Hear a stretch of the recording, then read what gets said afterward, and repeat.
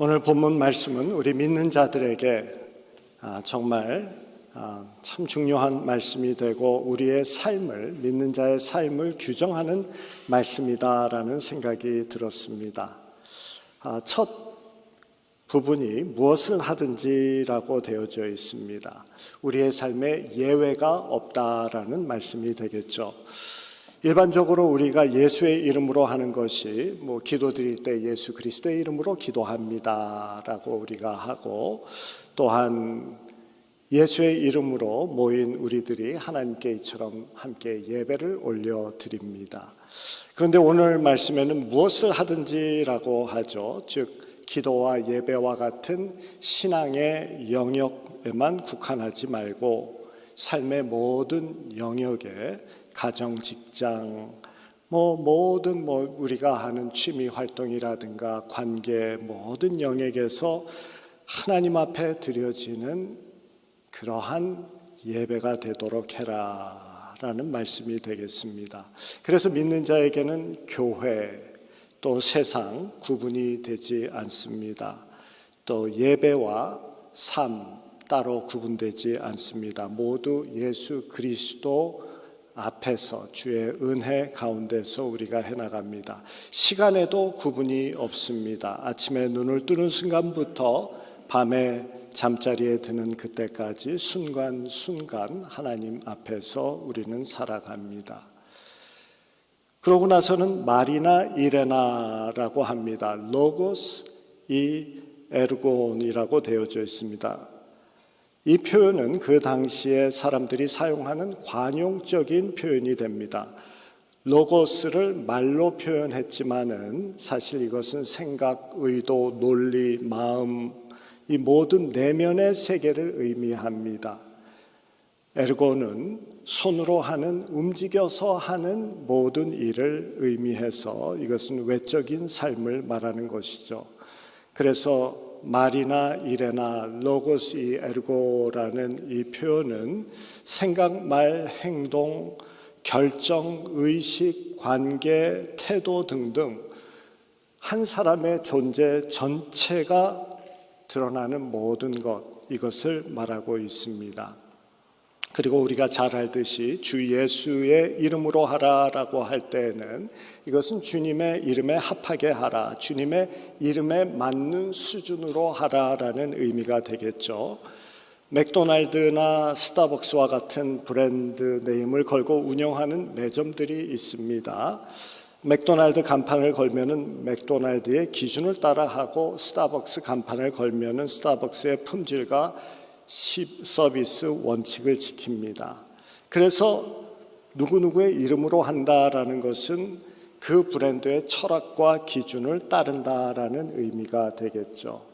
마찬가지로 말에나 일에나 다 예수의 이름으로 하라라는 말씀은 내적인 면이나 외적인 면이나 모두 예수 그리스도의 성품과 기준에 맞추는 삶을 살자라는 말씀이 되겠습니다.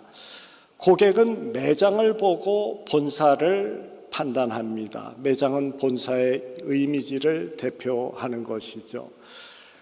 가맹점 하나가 망가지면은 가맹점 하나의 문제로 끝나지 않고 브랜드 전체에 참 영향을 미칩니다. 성도 한 사람 한 사람도 그 한 사람의 문제가 아니라 교회 또한 예수 그리스도의 이름에 문제가 되게 하는 것이죠. 예수의 이름이라는 간판을 걸고 사는 삶임을 우리가 기억해야 되는 것입니다.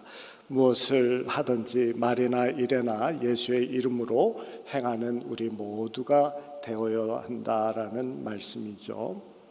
그런 다음에 그의 힘을 입어서 하나님 아버지께 감사하라라고 합니다. 오늘 추수감사절 주일을 맞이하여서 이 부분에 조금 더 자세히 나누도록 하겠습니다. 그의 힘을 입어라는 말씀은 힘이라는 단어가 들어있지만은 사실 원어 성경에는 힘이 없습니다. 그냥 전치사만 들어있는데 이유 또는 원인을 이야기하는 인하여 말미암아라는 뜻의 디아라는 전치사가 들어가 있습니다. 그래서 예수로 인하여 하나님께 감사하라라고 하는 감사의 이유가 다른 것이 아니라 예수가 되어줘야 된다라고 정확하게 제시하고 있는 것이죠. 그래서 이 말씀은 내가 예수 그리스도를 따르는 자로 산다라는 것은 그의 이름을 간판으로 걸고 사는 자가 되는 것이고, 그래서 감사할 상황이나 조건이 아니라 예수 그리스도로 인하여서 감사한다라는 말씀이 되겠습니다. 그리스도를 믿는 자의 삶은 그리스도와 함께, 그리스도로 더불어, 그리스도 안에서, 그리고 무엇보다도 그리스도가 이유가 되어져서 그리스도로 인하여서 어떤 상황이든지 어떤 조건이든지 감사함으로 받아들여라라는 말씀입니다. 환경과 기분의 변화에 흔들리지 않는 사계절 감사 생활입니다. 조건에 흔들리지 아니하는 전천후 감사 생활을 말하고 있습니다. 우리는 일반적으로 나 때문에 감사하며 사는 우리들 아니겠습니까? 내가 기대했던 것이 이루어지면 감사, 내가 원하는 것이 주어지면 감사, 내 기도가 응답되어지면 감사입니다. 이런 것은 인간 중심적인 감사다라고 하겠습니다. 물론 그런 감사도 귀합니다.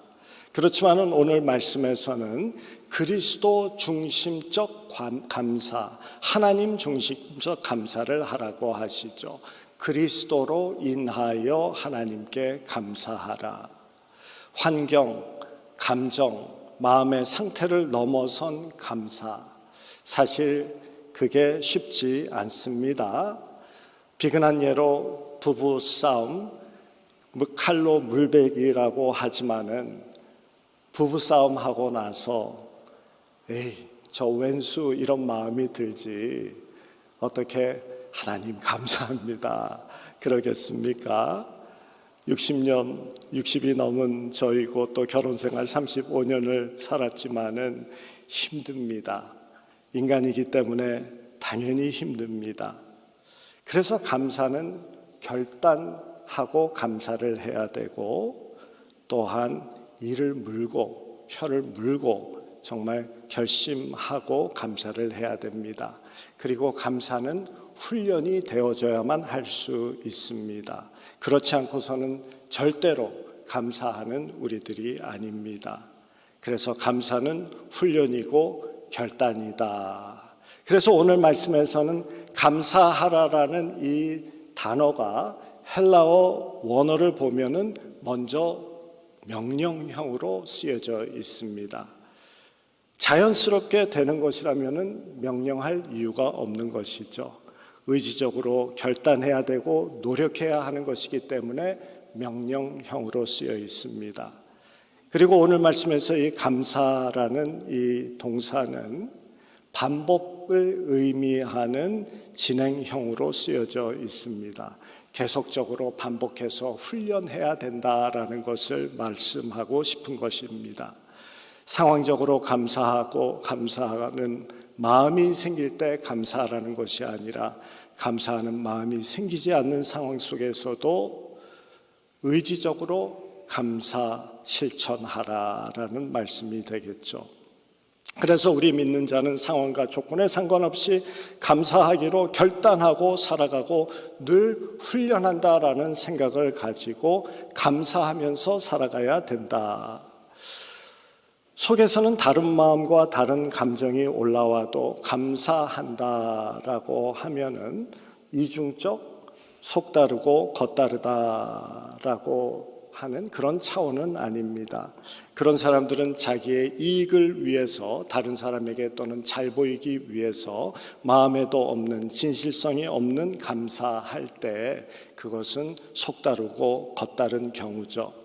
그러나 예수 그리스도의 말씀을 따라서 결단하고 훈련하며 예수를 본받기 위한 거룩의 훈련은 하나님이 인정하시고 하나님이 기뻐하십니다.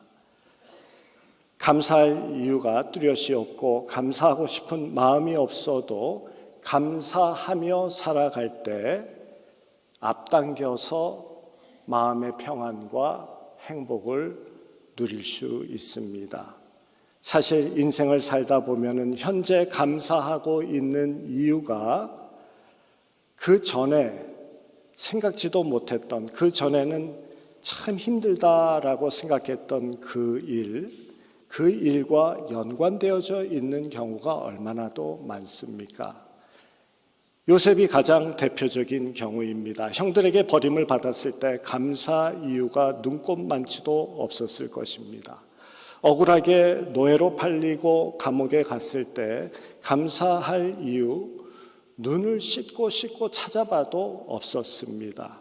그런데 세월이 지난 후에 고백을 하죠. 당신들이 나를 해하려고 했지만 하나님은 그것을 선으로 바꾸셨습니다. 과거의 고난이 훗날의 감사의 제목이 되어진 경우를 보여줍니다. 바울은 육체에 가시가 있었다라고 말하죠. 고질적 질병을 인하여서 고통을 당하였습니다. 그런데 그것이 처음에는 약점이었고 고통스러워서 해결해 달라고 하나님에게 몇 번이나 간구를 했습니다. 그런데 나중에는 오히려 그것으로 인하여 감사한다라는 고백을 합니다. 나의 약함을 자랑한다라고까지 말합니다.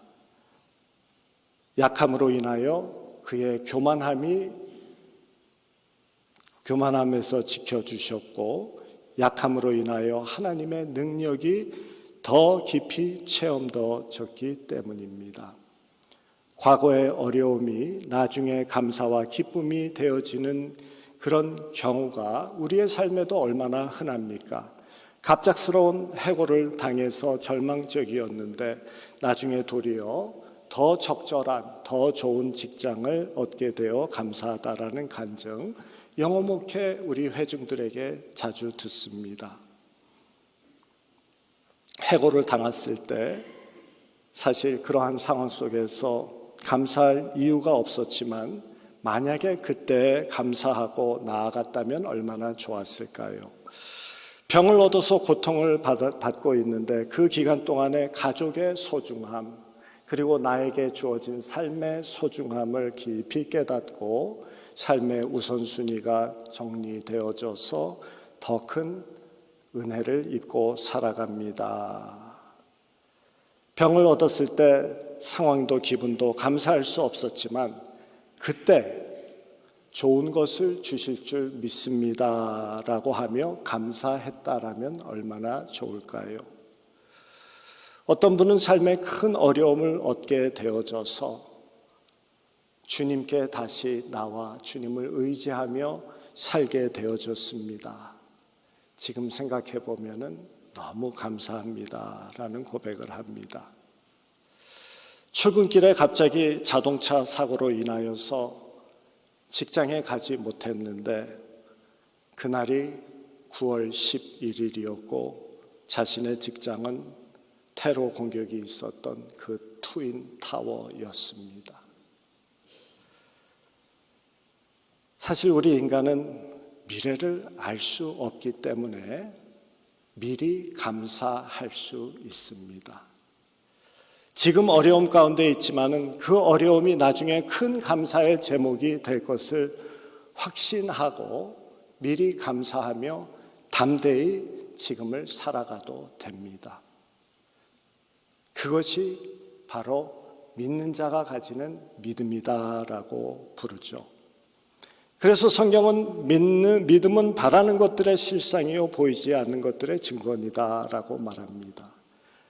사실 어려운 상황에 처해 있다 하더라도 하나님께서 지금 무슨 일을 하고 계신지 누구도 알 수 없습니다. 상황이 이럼에도 불구하고 우리가 알 수 없는 그 일, 우리가 계획할 수도 없는 그 일을 지금 우리의 삶 안에서 이루어가고 계시다라고 믿고 고백하고 살아가는 우리들입니다. 왜 그렇습니까? 예수 그리스도를 주시기까지 우리를 그렇게 사랑하신 그 분이시기 때문에 다른 그 무엇을 주지 아니하시겠느냐? 우리는 그 믿음을 고백하며 사는 자들입니다. 그러니 믿음으로 앞당겨서 감사하면 됩니다. 하나님을 의지하고 그렇게 나의 삶에 맡기는 감사, 하나님의 은혜를 지금 이 시간에 끌어오는 힘이 있는 거죠. 그래서 감사는 현재와 미래의 축복을 연결하는 통로가 되어집니다. 그것이 믿음으로 앞당기는 감사의 힘입니다. 우리 모두 이 감사를 훈련해야 됩니다. 특별히 살아갈 날이 많은 우리의 자녀들에게 이 감사, 믿음으로 앞당기는 감사의 삶을 훈련시켜야 합니다. 이성과 논리로 계획하고 따지고 살지 말고 믿음으로 앞당기는 감사로 살아서 현재와 미래의 축복을 연결하는 믿음의 사람들이 되어야 하죠. 지금 믿음으로 감사하고 살면 곧 이루어져서 현실이 되어질 때 누리는 미래의 감사를 미래가 아니라 지금 누리고 맛보게 됩니다. 그래서 감사라는 행위는 미래의 감사를 미리 끌고 와서 지금 누리게 하여 미래와 현재의 시간 격차를 없애버리는 역할을 하죠. 살아가면서 마음을 아프게 하는 일이 얼마나 많습니까? 그런데 믿는 자로서 만약 지금 감사하면은 그 아픔을 넘어설 뿐만이 아니라 그리고 평강을 누릴 뿐만이 아니라 지금 누릴 수 있는 기쁨을 긁어 빼앗아가는 그 불안과 걱정으로부터 노임을 받을 수 있죠. 그런데 지금 감사하지 못하면은 그 아픔을 품고 살고 속상해하면서 지내다가 1년 후, 2년 후에 그 아프게 했던 그 일이 잘 해결되어져서 감사함이 생기면은 그 1년, 2년간 속상하며 긴장하며 걱정했던 그 삶의 시간, 감사하지 못해서 지냈던 불행의 그 시간에 대한 보상은 누구의 책임이 됩니까? 믿음으로 앞당겨 감사함은 어차피 주어질 미래의 은혜를 앞당기는 은혜의 자리에 가는 것입니다. 그래서 사도 바울은 디모데전서 4장 4절에 지으신 것이 선함에 감사함으로 받으면 버릴 것이 없다라고 말씀합니다. 우리의 인생에 모든 것을 감사함으로 받아내라라는 말씀이죠. 자식의 문제도 감사함으로 받아내고 재정의 문제가 있어도 감사함으로, 질병의 문제가 있어도 감사함으로 먼저 받아내라. 내 마음에 들지 않는 모든 것 감사라는 마음의 그릇으로 받아내라라는 것입니다. 그러면 버릴 것이 없게 될 것이다 라는 약속입니다. 이해가 되지 않고 지금 속상하고 화도 나지만은 감사하라고 했으니까 그냥 감사의 길로 순종하며 두벅두벅 걸어가면은 하나님께서 우리가 버리고 싶은 그런 어려운 일도 상상하지 못했던 감사의 조건으로 만들어 주신다라는 약속이죠. 그런데 살다 보면 정말 말도 안 되게 힘들 때 있지 않습니까? 그런 일이 나에게 일어났는데 어떻게 감사하란 말입니까? 지금 내가 죽을 지경인데 무슨 감사가 나옵니까? 감사하라는 말이 도리어 잔인하게 들릴 때, 폭행같이 느껴질 때 더 마음을 아프게 하는 그런 때가 왜 없습니까? 제가 아는 목사님께서 3살 된 아이가 있었습니다. 주일 예배 후에 성도들의 움직임이 많은 때 교회 주차장에 아이가 혼자 뛰어나가다가 후진하는 차에 치였습니다. 장례를 치루었죠. 메어지는 가슴으로 목사님이 새벽마다 통곡하며 하나님 앞에 기도합니다. 아픈 마음을 치면서 주님께 외칩니다. 도대체 나에게 왜 이런 일이 있습니까? 도대체 나에게 이해하지 못할 이런 일을 허락하십니까? 감당할 수 없는 이런 일을 왜 허락하십니까? 라고 기도하며 하나님께 절규하며 따졌다라고 합니다. 왜 안 그러셨겠어요?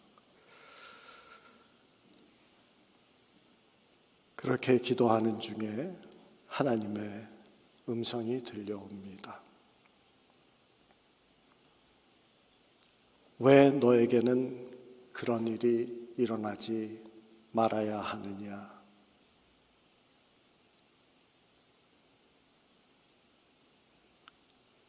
세상의 고통이 이렇게 넘치는데 왜 너에게만은 그런 일이 일어나지 말아야 하느냐?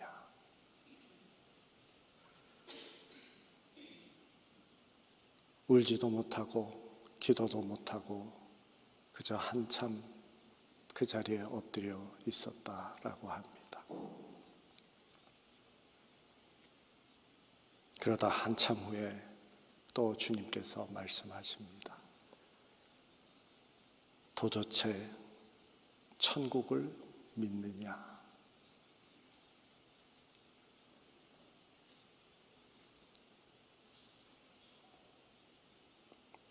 그리스도로 인하여 모든 일에 믿음으로 앞당겨 감사해야 할 그 이유는 바로 여기에 있습니다. 우리는 죽으면 흙으로 돌아가는 그냥 사라져버리는 존재가 아닙니다. 이 땅에서 잘 먹고 잘 사는 것, 이 땅에서 평안하기만 하면은 축복이다라고 말하는 우리들이 아닙니다. 때가 되어지면은 우리의 영과 몸이 다시 부활을 입어서 하나님의 나라에 서는 자들입니다. 그러니 그리스도로 인하여 모든 일이 무슨 일이든 간에 나의 생각과 나의 마음과 나의 감정에 상관이 없이 믿음으로 감사하며 살아가라 라고 하십니다. 우리는 하늘에 속한 자입니다. 추수감사절을 맞이하여서 우리를 구원하여 주신 예수 그리스도로 인하여 믿음으로 모든 것을 앞당겨서 감사드리는 저와 여러분 되시기를 주의 이름으로 축원합니다.